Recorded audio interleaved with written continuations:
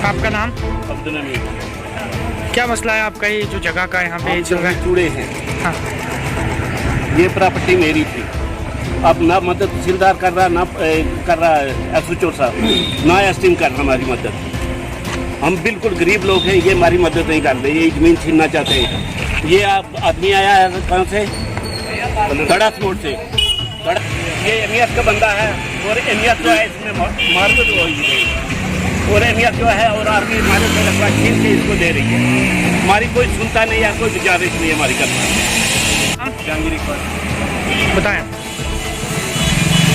यहाँ से पोस्टिंग हो गई है, उसने नाजायज़ आके यहाँ इस वक्त भी 40-50 हुए हैं, वो अंदर उसने आदमी रखे हुए हैं हमें मारने के लिए।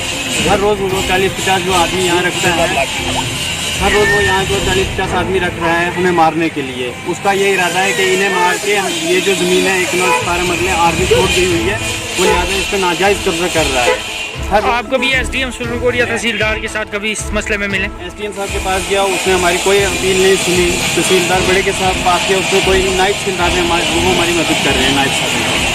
पुलिस हमारी कोई मदद नहीं इसमें कर। आप क्या कहेंगे जिला इंतजामिया से इस बारे में? मैं गुजारिश करता हूँ कि ये जो है यहाँ आए, रजिस्ट्रार भी आए या कोई भी आए, वो के आगे स्पॉट देखे, उसके बाद जो है वो फैसला